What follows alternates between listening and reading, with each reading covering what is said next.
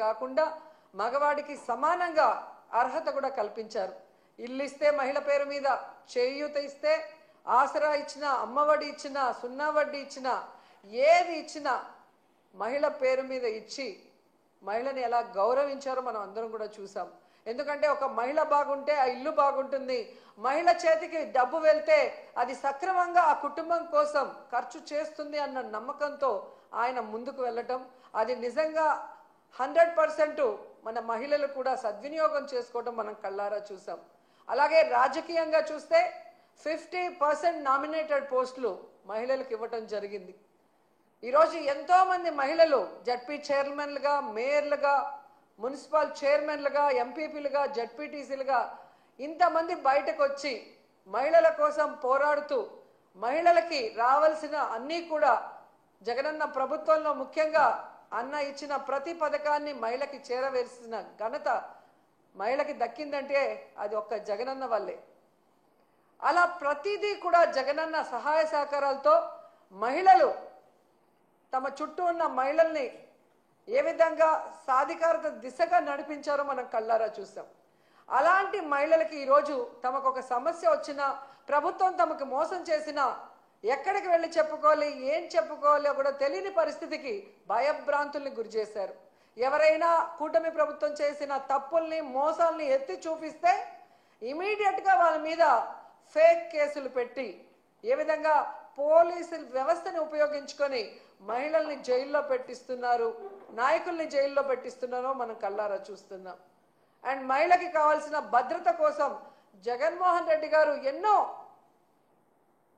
దిశ app కానీ, దిశ police స్టేషన్లు కానీ, మహిళా పోలీసుల్ని రిక్రూట్ చేయటం కానీ ఎంత పెద్ద మనసుతో చేసి ఆడవాళ్ళని కాపాడుకున్నారో మనం కళ్ళారా చూసాం. కానీ అదే కూటమి ప్రభుత్వం అధికారంలోకి వచ్చాక దిశ యాప్ని కానీ, దిశ పోలీస్ స్టేషన్లు కానీ, మహిళా భద్రతకు సంబంధించిన ప్రతి దాన్ని ఎలా నిర్వీర్యం చేశారో మనం కళ్ళారా చూసాం. అంటే మహిళ అంటే గౌరవం లేదు, మహిళ అంటే అభిమానం లేదు, మహిళకి చేయాలన్న చిత్తశుద్ధి ఈ కూటమి ప్రభుత్వంలో ఉన్న సీఎం చంద్రబాబు నాయుడుకి కానీ, డిప్యూటీ సీఎం పవన్ కళ్యాణ్కి కానీ, అలాగే హోంమంత్రి అనితకి లేకపోవడం చాలా బాధాకరమని కూడా ఈ సందర్భంగా తెలియజేసుకుంటున్నాను. జగనన్న ఉన్నప్పుడు మీరు చూస్తే చెప్పుకోవడానికి గుర్తురానన్ని పథకాలు, చేయూత కానీ, అమ్మఒడి కానీ, ఆసరా కానీ, ఇల్లు కానీ, రైతు భరోసా కానీ, సున్నా వడ్డీ కానీ, ఇలా చెప్పుకుంటూ పోతే ఎన్నో ఎన్నో పథకాలు ఇచ్చారు. కానీ చంద్రబాబు నాయుడు వచ్చిన తర్వాత ఆయన ఇస్తున్న పథకాలు ఏంటి అంటే చంద్రన్న పగ, చంద్రన్న దగ, చంద్రన్న నిత్యావసర వస్తువుల ధరల బగబగ, అలాగే జగనన్న మోసం, చంద్రన్న మోసం, చంద్రన్న తల్లికి పంగనామం, అలాగే చంద్రన్న నిరుద్యోగులకు వెన్నుపోటు, ఇలాంటి పథకాలు తప్ప చంద్రబాబు నాయుడు చెప్పిన ఒక పథకాన్నైనా ఈరోజు ప్రజలకు ఇచ్చారని నేను అడుగుతున్నా. నవమాసాల్లో నవ మోసాల్ని నారావారు తీసుకొచ్చి ఈరోజు ప్రజలకు అందిస్తున్నారు. మహిళలు ఈరోజు అంతర్జాతీయ మహిళా దినోత్సవ సందర్భంగా ఎక్కడ నలుగురు కలిసినా ఈ కూటమి ప్రభుత్వం మంచి ప్రభుత్వం కాదు, మహిళల్ని ముంచే ప్రభుత్వాన్ని ఘంటాపదంగా చెప్తున్నారు. అలాంటి సమయంలో చంద్రబాబు నాయుడు గారు ఆయన ప్రభుత్వం ఈరోజు మహిళా దినోత్సవాన్ని రాష్ట్ర వ్యాప్తంగా ఘనంగా చేయండి అని చెప్పడమే కాకుండా ఆయన పాల్గొంటున్నాడన్న విషయాన్ని కూడా ఇప్పుడే తెలిపారు. ఈరోజు ఆయన నేను సూటిగా అడుగుతున్నాను.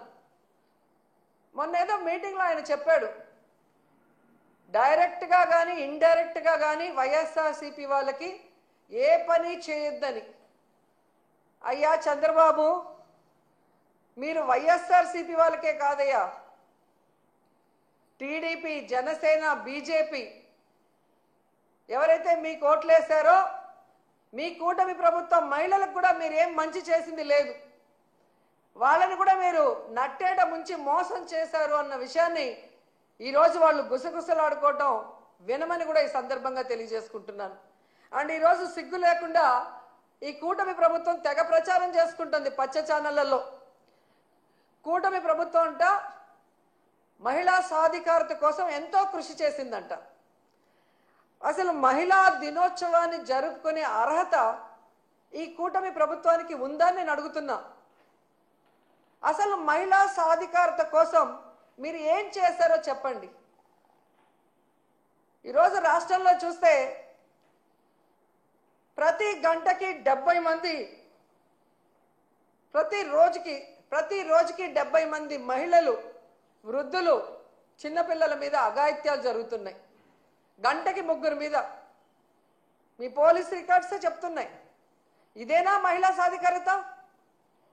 మహిళలు రాజకీయంగా ఎదగాలని జగన్మోహన్ రెడ్డి గారు ఇచ్చిన 50% రిజర్వేషన్ని మహిళలకి ఎత్తేశారు మీరు. ఇదేనా మహిళా సాధికారత? మహిళల రక్షణ కోసం దిశ యాప్, దిశ పోలీస్ స్టేషన్లు, మహిళా పోలీసుల్ని తీసుకొస్తే వాటిని మీరు ఎత్తేసి ఈరోజు దీన్నే మహిళా సాధికారత అంటారని అడుగుతున్నాను.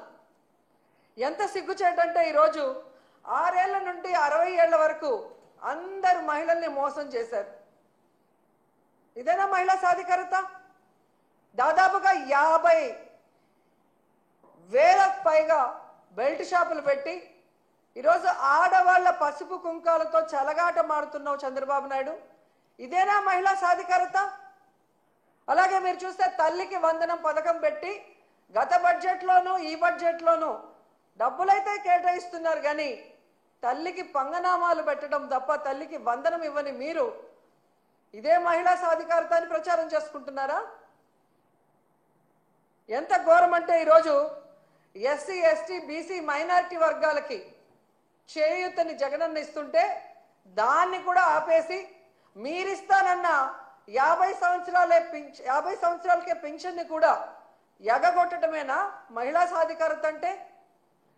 ఎంత బాధాకరం అంటే ఈరోజు వాలంటీర్లో సగానికి పైగా మహిళలు, 1,70,000 మందికి ఈరోజు మీరు 10,000 ఇస్తామని చెప్పి ఆశ చూపించి వాళ్ళని నడి రోడ్డులో తోసేయటమేనా మహిళా సాధికారత అంటే? ఎంత బాధాకరం అంటే అసలు ఈరోజు నిరుద్యోగ మహిళలు ఉద్యోగం వస్తుంది లేదా నిరుద్యోగ వృత్తి 3,000 వస్తుందని ఎదురు చూసిన వాళ్ళని వెన్నుపోటు పొడవటమేనా మహిళా సాధికారత అంటే? అసలు ఆడపిల్ల అంటే మీకు గౌరవం లేదు, ప్రేమ లేదు. ఎందుకంటే మీకు ఆడపిల్ల లేదు. సో ఆడవాళ్ళకి ఇచ్చిన వాగ్దానాల్ని నెరవేర్చాలన్న చిత్తశుద్ధి మీకు లేదు. ఆడవాళ్ళకి రక్షణ కల్పించాలన్న చిత్తశుద్ధి మీకు లేదు.